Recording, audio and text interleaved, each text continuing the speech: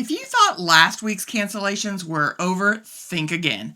There's even more shakeup for Regal Princess cruisers, plus Carnival is making big changes that could impact your onboard experience. And with new ships in the works from Royal Caribbean, there's a lot to cover. Let's dive right in. Ahoy travelers, it's Amy here with your weekly Cruise News Roundup and my thoughts on some of the biggest stories of the week, including how Carnival plans to get rid of their booze cruises. Now, I can't wait to discuss the new attempt by Carnival to address issues of too much drinking on board their ships. But before we get to that story, I want to give an update to last week's story of the Regal Princess. Now, we now know whether or not she'll be underway for her next sailing, and the answer is no.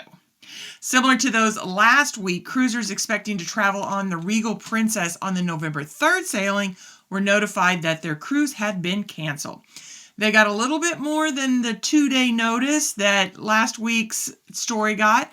Double, actually, as they got a whopping 4-day notice. Guests are receiving the same compensation as those on the October 27 sailing, a full refund and a 25% future cruise credit, as well as reimbursing last-minute air change fees up to $200 per person.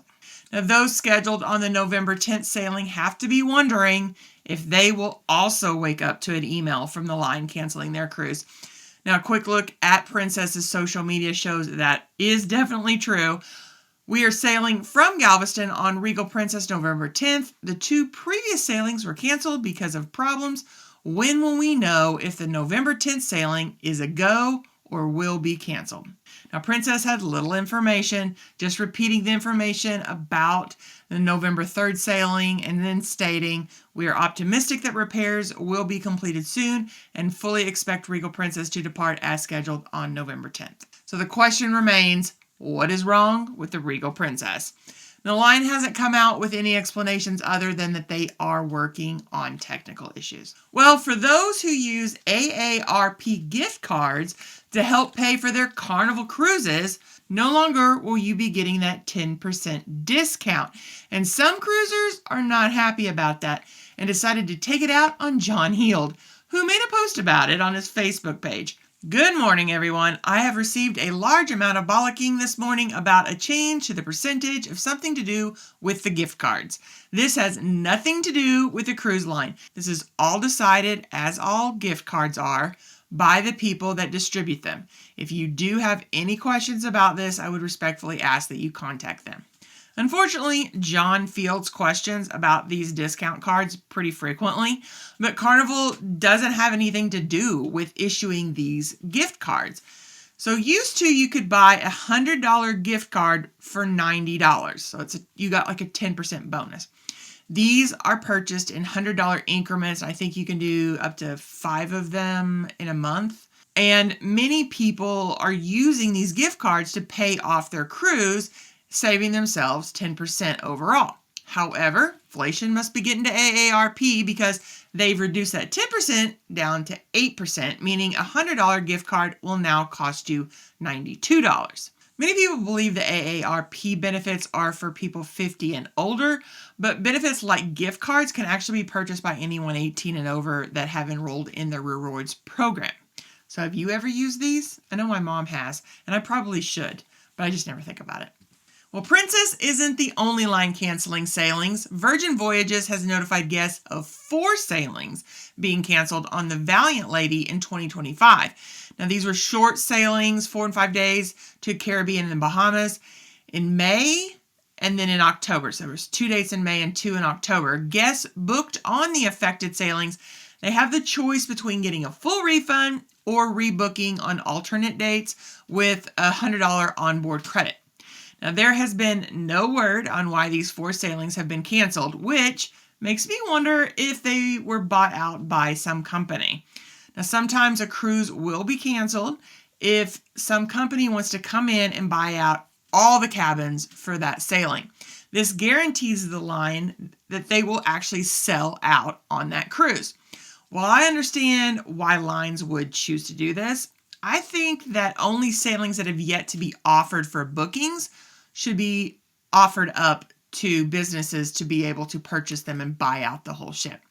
So let's say Walmart wanted to buy out an entire sailing on a cruise ship and have a corporate retreat. Great. But they should contact a cruise line and ask if they can book a ship prior to it being available online for the public to actually book. That way people don't have to make changes to their vacation plans. Sure, the companies would need to plan well in advance, but that's what many of us cruisers are doing. I'm booking things 2 years in advance, and if I can do it, surely corporations can as well.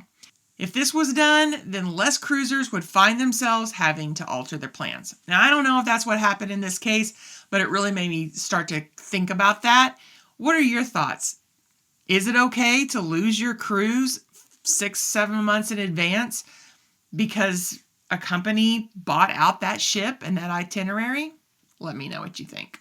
Well, are you ready for some new ships? The latest update from Royal Caribbean Group, shared by CEO Jason Liberty during the company's third quarter earnings call late last month, confirmed that Royal Caribbean has placed all of its new cruise ship orders through 2027 and possibly even into 2028.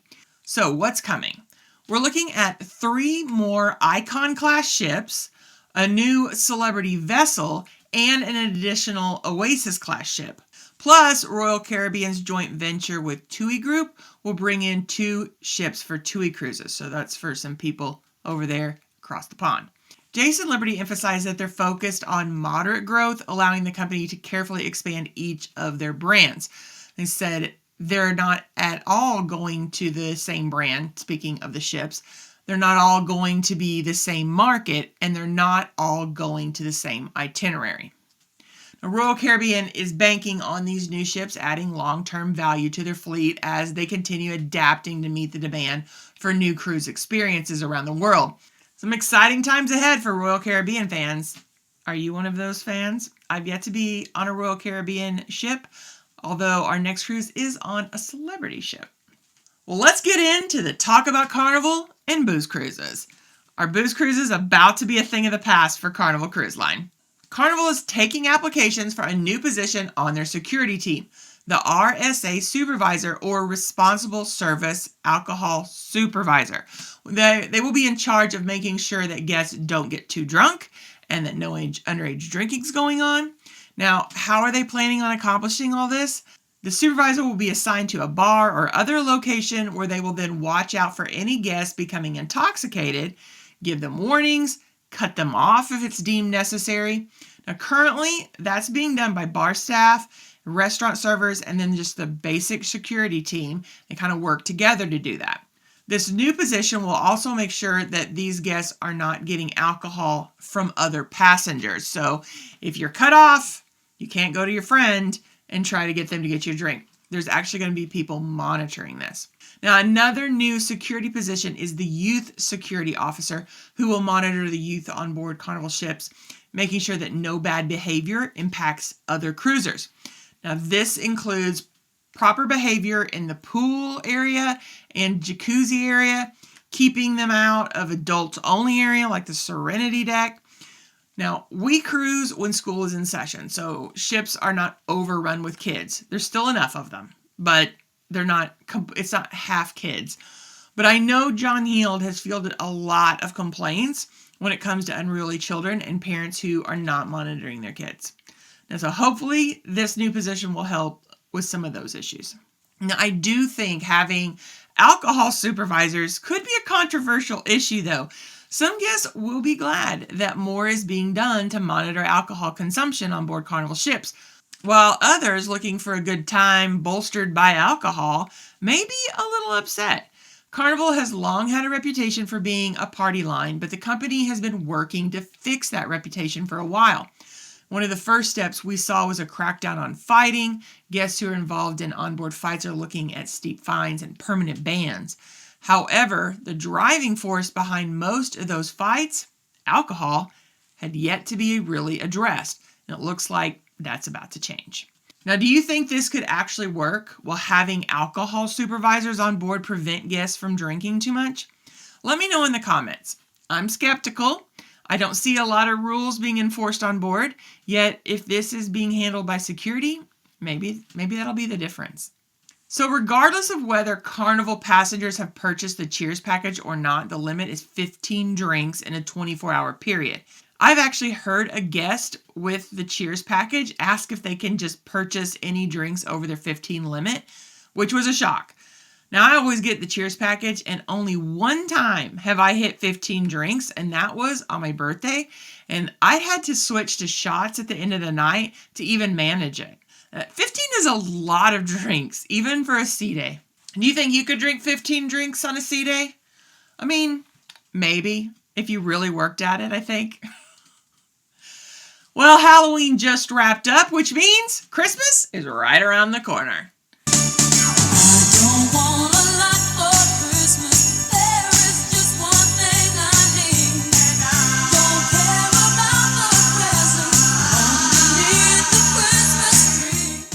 It seems more and more people are decorating for Christmas earlier and earlier, with some pulling out those tubs this weekend. And while the argument of whether to decorate before or after Thanksgiving continues, so does the controversy over on John Heal's Facebook page as to when Carnival ships should be decorated for Christmas. On Friday morning, John posted that most cruisers were happy with the new decoration schedule, but there were still some that were, of course, unhappy about it. The new schedule pleased many, disappointed a few who discovered their cruise would not be decked with holly and ivy, and angered a few, like S, who said, "My comment has been liked 57 times, which confirms what many are thinking. November 25th is simply too early for Christmas things to be out. What is the rush to push the fake festive spirit on your passengers? It is disrespectful to people of other religions and atheists," which I'm guessing this commenter was. Now, the reality is that more and more people are decorating for Christmas prior to Thanksgiving. Now, I grew up in an after Thanksgiving house, and my mom still waits until the weekend after Thanksgiving to decorate. But last year I started decorating early, and I've decided to do this from now on. So like once the leaves have fallen and it no longer feels like fall outside, we're getting close.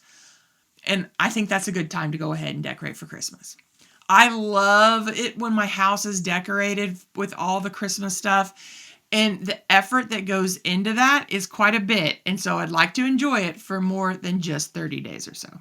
Now, as for the complaint that cruise lines decorating for Christmas is disrespectful to people of other religions and atheists, how about if someone is offended by Christmas decorations, they don't go cruising during the holidays? Although I don't know how anybody can avoid Christmas decorations starting November unless they hold up in their homes and don't go anywhere. The stores have been selling Christmas decorations for weeks now already. But what about you? Do you decorate for Christmas before or after Thanksgiving? Let me know. Well, speaking of Christmas, I will be at Silver Dollar City today on the opening day of their old-time Christmas festival. Now, we may be crazy since it is likely to be super busy, although there is some rain in the forecast. Maybe that will help. But it's a rare day when Silver Dollar City isn't busy during this time of year. It's just very popular. Now, we live around 2 hours from Branson, Missouri, and have season passes to SDC, or as we call it, Steal Your Dollar City. Now, their Christmas festival is my favorite time to be at the park. We always head up to the top early to get a good location to view the first lighting of the giant Christmas tree. We were there for the first year they even had a big tree, and now they have one that's like double the size of that, and it's all electronic. It's quite the spectacle. You have to be at the tree for the first lighting of the night so that you could hear David Foster's Carol the Bells, which is the original song that used to be used for all the lightings that went on during the evening.